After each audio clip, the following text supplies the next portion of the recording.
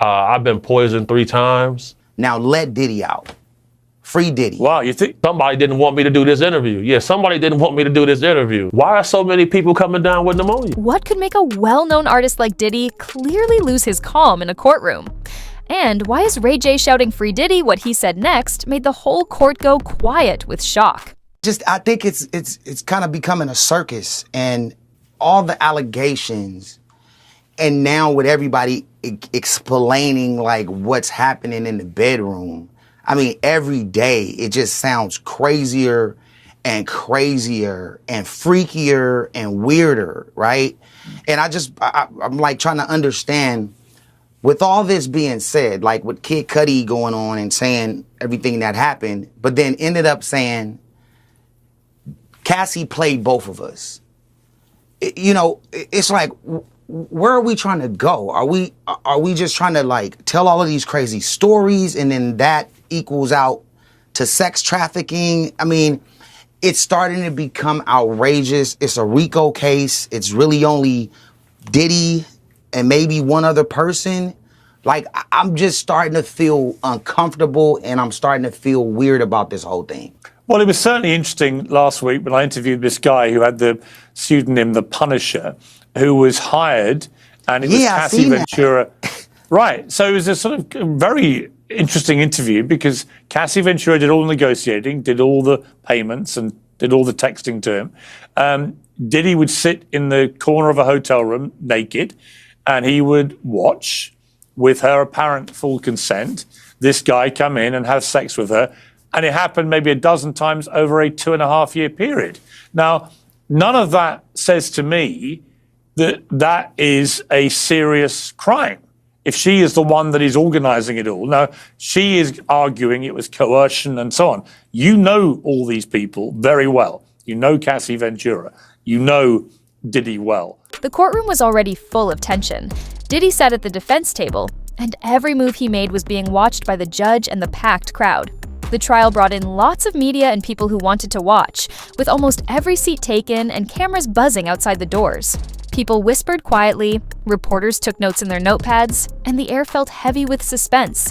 But even in a trial that already had many surprises, no one could guess what was about to happen next. Out of nowhere, Ray J, who had been sitting quietly in the crowd, suddenly stood up. His loud shout broke through the soft noise in the room, making everyone go silent. "Free Diddy!" he yelled, and his voice echoed off the courtroom walls. It wasn't just anger in his voice, it sounded like he was really scared. For a second, time seemed to stop. Everyone turned to look at him, and the shock showed on every face. A gasp spread through the crowd as Ray J's loud cry interrupted the judge while she was speaking. The judge looked shocked and angry. Her gavel came down with a loud bang as she called for order. But the room was already out of control. Diddy looked nervous at the defense table. He didn't look calm anymore. His hands moved around on the table, and he didn't look at what was happening just a few steps away from him. Some people on the jury looked at each other, confused. Others kept staring at Ray J, trying to figure out what was going on. The lawyers from both sides leaned in and whispered fast, clearly trying to figure out how this surprise might change the case. Ray J's words were more than just showing support for Diddy. He seemed to be saying something deeper. "You don't even know the half of it," he shouted louder. "You're all looking in the wrong direction." The crowd began to whisper louder. Their curiosity turned into guessing and wondering. Ray J didn't just sound upset. He looked like he was trying to say something big, something no one in the room expected. The courtroom was full of tension again. You could almost feel it in the air. Diddy looked even more nervous. His eyes moved around the room like he was looking for a way to leave. It wasn't just the words "Free Diddy" that bothered him. What Ray J said next sent an even darker message. His strange words seemed to hide a secret, something no one had said yet. And what he shouted left everyone confused and trying to understand what just happened. Finally, security guards came and walked Ray J out of the courtroom. But the things he said still stayed with everyone in the room. The mood had changed completely. Reporters wrote quickly in their notepads while the crowd kept whispering. What could Ray J have meant? What secret was so big that he would risk yelling in the middle of such a big trial? And most of all, what did this have to do with Diddy? Whatever the truth was, it felt like the trial had just gone in a new direction, one no one could have seen coming. I was just thinking, like, what year are we in? Like, it feels like we're in this vortex of like this dominatrix story about all of these different characters that are coming out, and the names and the nicknames. And I mean, it's intense. I think that it's entertaining for sure, and it's definitely press worthy. But at the end of it all, it's like, this is what Diddy is being charged for, and this is what he possibly might serve a lot of jail time for. I don't understand it, and I really want to know where this is all gonna go and where does this lead? Because again, it's weird, it's freaky, like the whole oral thing with the 19 guys and the blisters. I mean, it feels like they're just trying to paint these pictures of Diddy, and I was around Diddy all the way pretty much up until the arrest. And all I got from that when I hung out with Diddy, and this is word to my mom and kids, he's always inspired me to be great. When I left, I felt like I could do more for my business. I felt like I had more power because I wanted to be more vocal in running my companies and call my wife if we were getting into it and send her flowers. I mean, these are all the things he was instilling to me and all of the young guys around that were inspired and you know, look at him as a mentor. So now these private things that happen when we were around and never even got a chance to see this kind of crazy stuff, it just sounds like this was a private, personal thing that was happening, and now it's starting to become it's diabolical. The courtroom had a hard time getting calm again after Ray J's big outburst. Security had walked him back to the witness stand where he sat down. He looked shaken, but also sure of what he was doing. The judge, still clearly upset by what had happened, hit her gavel again and told everyone to be quiet. The whispers stopped. Everyone was looking at Ray J as he leaned forward, his voice steady but full of feeling. What he said next didn't just surprise people, it changed the whole mood in the room. "I'm not just here to defend Diddy," Ray J began. His voice was sharp. "I'm here because someone tried to take me out, and I'm done staying quiet about it." The crowd tensed up right away. A wave of nervousness passed through the room. Somewhere in the back, a few reporters looked at each other, shocked, and wrote fast to catch every word he said. The air felt even heavier now. Who was Ray J blaming for something so serious? The prosecutor looked surprised, not sure what to say. Diddy didn't look at anyone, like he wanted to disappear. "They know who they are," Ray J said again, his eyes looking around the courtroom.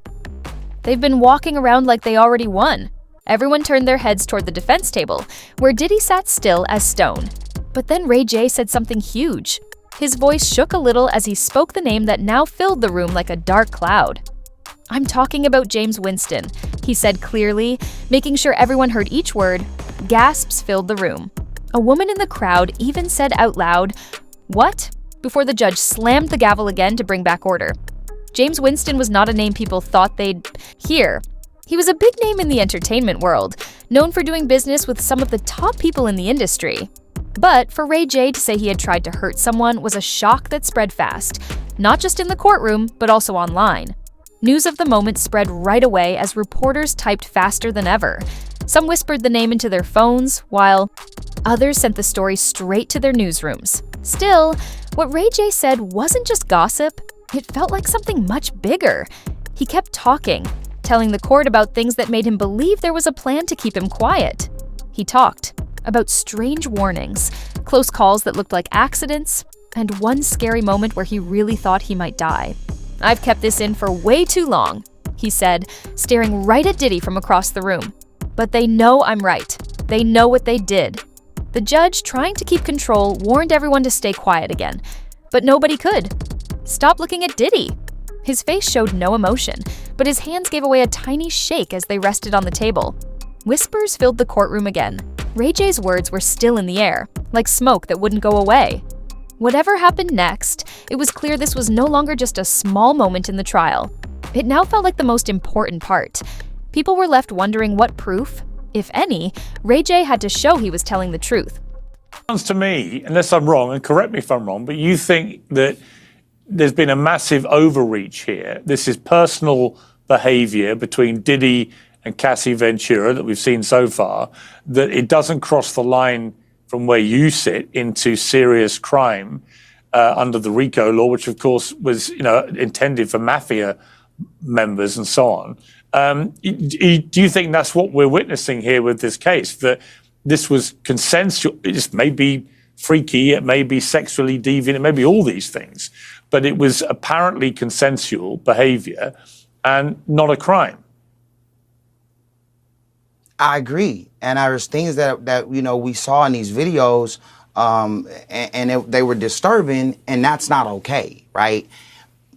But looking at the crimes that he's being charged for, this is where it starts to go overboard, and it's like whoever was mad at the top was really mad, and I think we're here now, and I think it's a flex, because what are they trying to get out of this in this court case? Does everybody that's talking about these stories, do they want to see Puffy rot in jail? Is that what we're here for?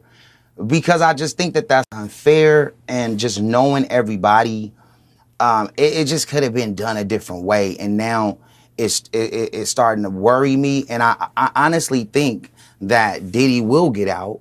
And I think that there's nothing here.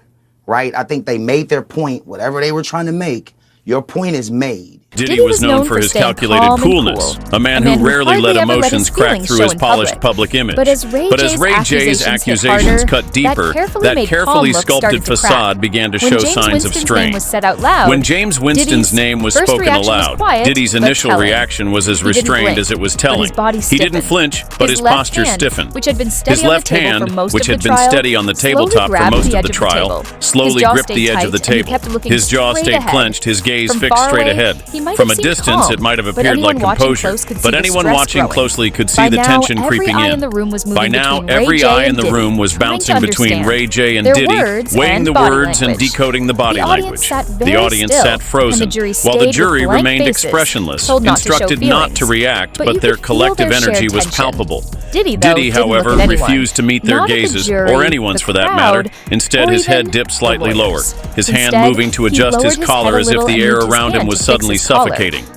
His attorney leaned in, whispering something quickly in his ear, but Diddy gave no response. His focus locked on some invisible point on the floor. It was clear the accusations had shifted the very axis of the trial. The attorneys for both sides scrambled to process this new volatile twist, but in the gallery, the shift was immediate. Phones buzzed from muted vibrations as texts and tweets flooded out faster than anyone could keep up with. Reporters leaned into each other, confirming the spelling of Winston's name, already strategizing the headlines they'd release the minute a break was called. Meanwhile, Diddy's reaction, or lack thereof, was becoming one of the most watched moments in the room. This wasn't just about Ray J anymore. It was about how Diddy carried the weight of these claims, and how the world outside the courtroom would interpret every crack in his carefully maintained image. And the cracks were beginning to show. As Ray J continued, recounting details about what he claimed were orchestrated attempts to threaten his life, Diddy's cool exterior started to falter. His shoulders sagged ever so slightly, his breathing appeared labored, and for the first time since the trial began, Diddy placed both hands flat on the table, his fingers pressed against the surface as though grounding himself. But then came the moment that silenced even the whispers. When Ray J described a specific incident, an alleged close brush with death involving tampered brakes on his car, Diddy's composure broke entirely. He leaned back in his chair, a deep exhale escaping him, and for the briefest moment, his lips parted as if to respond. He quickly caught himself clenching his jaw again, but the damage was done. His reaction confirmed the weight of what had just been said. This wasn't just courtroom theater anymore. It felt real. Outside, this moment was already spreading like wildfire. Social media was alive with speculation. Was Diddy cracking under the pressure? Did Ray J's claims have merit? What would this mean for the already precarious trajectory of the trial? Inside the courtroom, though, Diddy's silence loomed larger than any words he could have spoken. Every reaction, every twitch, every labored breath, none of it went unnoticed. It looked and like as Ray J's testimony edged closer to his evidence, it seemed that whatever composure Diddy... Whenever they have an addiction to MDMA or the drug ecstasy, they call it the love drug. So he's been doing this drug for over 20 years. So that's going to lead his view skewed when it comes to sexual activity. I believe it's helped turn him into a sexual deviant. And, you know, what type of man wants to see another man urinate in his wife's mouth? I feel like it's evil. I think his behavior is egregious. And, you know, I have a history of using very heinous acts on people like this who participate in this type of lascivious acts. Have you ever noticed how in this industry, people untimely meet their demise as soon as somebody else seems like they're having a problem? Have you ever seen that before? Well, there was, of course, the case of one of his other ex-girlfriends, Kim Porter, who died of pneumonia at a very young age. You just referenced your own situation with pneumonia that you believe was deliberate poisoning. Do you believe that may be what happened to her? Jamie Foxx said out of his mouth that his partner handed him an Advil, and after he took that Advil, he woke up 22 days later. That's what he said out of his mouth. I feel like us as a species, I feel like human skepticism has become a virus, because if we don't trust the words of our peers, where are we as a species? You know, eyewitness testimony and circumstantial evidence is enough to get a person a life sentence in any court on the earth. Why is it that when people are whistleblowing and putting their life and livelihood on the line, they receive so much scrutiny? I don't think that's by chance. There have been rumors circulating online that Diddy may have poisoned Jamie Foxx, which caused his 2023 hospitalization. In his Netflix show, he compared Combs to the devil in revealing his near-death experience after a brain bleed and stroke. He said, I say this all the time. I saw the tunnel. I didn't see the light. It was hot in that tunnel. I thought, shit, have I gone to the wrong place? I looked up at the end of the tunnel and I thought I saw the devil saying, come on. Or was that Puffy? I'm effing around, but if that was Puffy at a flaming bottle of Johnson, and no, I'm just kidding, I think that you have taken that to be a not too oblique reference to the fact that he's suggesting he may too have been poisoned. The tension in the room grew to its highest point as the judge told Ray J to keep going with his story. His earlier claims had already shaken the courtroom, but now everyone was focused only on the proof he said he had. All eyes were on him as he stopped for a moment, making the silence so deep that even a small sound like someone moving in their seat seemed loud. For a moment, it felt like no one wanted to breathe. Ray J cleared his throat and started. I brought proof, he said, leaning close to the microphone on the witness stand. What he showed next was very exciting. First, he pulled out a bunch of printed emails that he said were messages between himself and some people who worked with James Winston. The words in these emails were sometimes hard to understand, but Ray J pointed out some scary parts and read them out loud. One said, "We'll make sure you're silenced forever if you keep talking," and then he let those words hang in the air. The courtroom was very quiet as everyone waited for what he would do next. He turned to another piece of proof, phone records. He said they showed many calls from a secret number. Ray J said these calls were not just threats, but warnings about things that had happened. One call came just hours before the near-death car brake problem. The call said, "Watch your back. Accidents happen every day." The defense lawyers quickly said this was hearsay and tried to stop it, but the judge said the evidence could be shown and would speak for itself. The moment that shocked the courtroom the most was when Ray J showed a photo. It was a picture of what he said were broken brake lines on his car. He told how his mechanic had found the problem and said the damage was not normal wear and tear. Some people on the jury leaned forward, curious, while others stayed still with blank faces. The prosecutors tried to question Ray J, asking why he didn't share this proof earlier, but Ray J stayed strong. "This isn't just about me," he said. "I stayed quiet because I was scared. I didn't know who to trust. But now, I've had enough." The courtroom quietly buzzed as the lawyers talked in low voices. The proof, while not perfect, was strong enough to make everyone feel uneasy. The judge did not show her feelings, but it was clear she was thinking hard about what had just been shown. When the session ended for a break, the rumors and guesses only got bigger. Whatever happened next, one thing was clear. Ray J's claims might change not only Diddy's trial, but maybe his career and public image forever. Because the last time I was scheduled to be in this interview, randomly, our car gets hit from the side by a blacked out vehicle. No license plate. That's happened 3 times this month so far. Really? Somebody didn't want me to do this interview. Yeah, somebody didn't want me to do this interview. You know, I'm somebody where I've had FBI come to my house before and tell me they found a threat against my life. P. Diddy, this seems like every day the scandal gets bigger and worse for him. Yeah, it certainly does. And I'm not surprised whatsoever. I mean, I think I was on your show before he got arrested, and I brought up what was going on with him, and because I had read through the lawsuit, and it was just one of those things that was unavoidable because there was so much evidence. I mean, there was picture documentation, there was video documentation. And I also want to be clear that the press and the media and the public at large is shocked by what's happening, but we really are just getting to the beginning of everything. A lot of things start happening to remove people from the case that are going to strengthen the case for the prosecution. And I feel like we're watching that take place now with one of the male sex worker guys who provided tapes to the feds. He's disappeared. And this is similar to what happened in the Tory Lanez case, where the bodyguard whose DNA was on the weapon, he disappeared. She and Cassie needed to sway Kid Cudi against telling the cops that Diddy was involved in the alleged break-in. Clark testified, quote, he says, if you guys don't convince him of that, I'll kill all you MFers. But that wasn't the only time that Clark said that she feared for her own life. She claimed Diddy once accused her of stealing diamond jewelry. Said that she suffered through 5 straight days of lie detector tests inside of a gutted, rundown Manhattan office building. She testified the man giving the tests warned her, quote, I'm not getting a good reading. You need to calm down.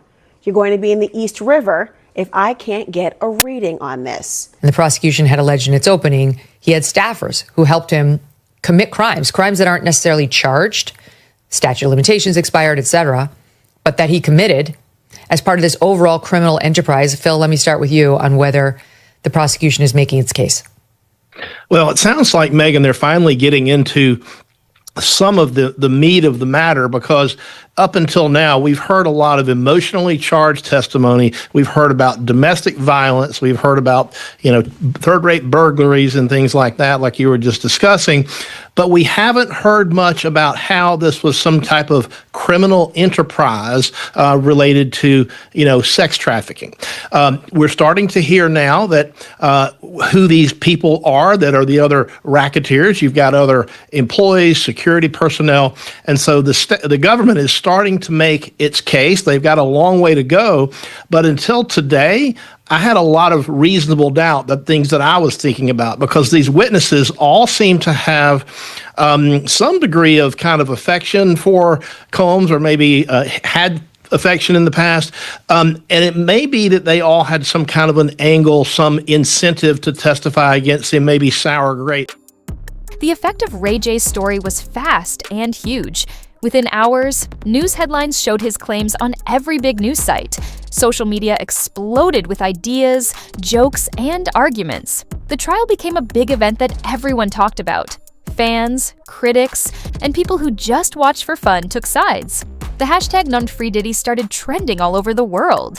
Other hashtags like On Ray J Was Right and Winston Exposed also popped up. What started as a trial just about Diddy suddenly became a big, mixed-up story about power, fear, and the hidden dangers of being famous. The public talk wasn't just about Diddy anymore. Ray J's claims pulled the whole entertainment world into the spotlight. This made people ask hard questions about what else might be going on behind the scenes. Inside the courtroom, the prosecutors looked shaken. Before, their plan was simple: keep the jury thinking only about what Diddy was charged with. But Ray J's big claim changed everything. His accusations about James Winston showed there might be a much bigger plan behind it all. His strong story made everyone think again. During the break, the defense team gathered to talk.